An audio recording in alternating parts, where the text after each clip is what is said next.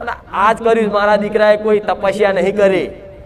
જાહેરમાં કહું છું, લોકો દુનિયા હજુ વિચારે છે કે આ ક્યાં એવી અંદર ખાને સાધના કરી છે તે આટલા જગતમાં આખા ગુજરાતમાં કોઈનું ના હોય એટલું મોટું સાનિધ્ય કરીને આ ભાઈ બેઠો છે। આ ભૂવો ચોથી શીખી લાવે એવું કે મારા દીકરાને તો ભૂવો નહીં માનતી, મારા દીકરાને હું મારો દીકરો માનું છું।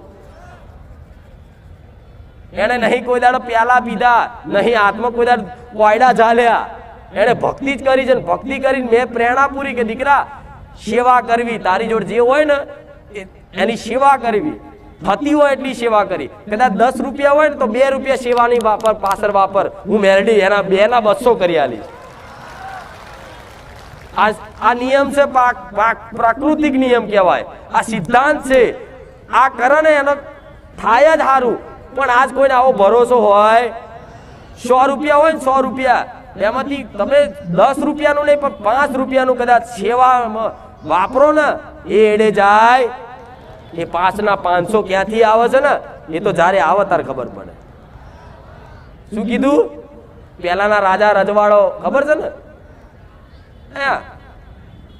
આખી ગામની પ્રજા આજુબાજુના એના વિસ્તાર જો લાગતો હોય ને તો આની બધી પ્રજા ગરીબોને બોલાવે અને કહે કે આવો આજે આ દિવસ છે, તહેવાર છે, તો એ દિવસે દાન કરે। તે દાન કરવા બે ને રાજા એટલે છે ને અનાજના કટ્ટા ને દાગીના, હીરા ને મોતી ને ઝવેરાત આંખો બંધ કરીને હાલ કરે, ક્યારે કોઈને નિરાશ થઈને જવા ના દે। ખબર છે ને આવો આ નિયમ હતો ને પેલા કે શરણે આયેલા કોઈ નિરાશ થઈને ના જવા દે, જે હોય એને હાલે।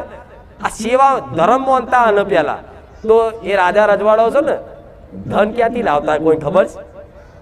કમાવા જતા હતા, મજૂરીએ જતા હતા, દાડીએ જતા હતા, બોલો બેંકમાં નોકરી જતા હતા, તો ચોથી આવતું હતું આટલું બધું? એ અલૌકિક શક્તિ મારા જેવી હોય ને માતા, એમની પર એ રાજા રજવાડાનો વિશ્વાસ હતો કે મારું ધર્મ એવું છે ને કે કદાચ આમ કરીને બધું ખાલી કરી દઈશ ને અને પાછળ 1000 હાથે બધું ભેગું કરી આલ છે।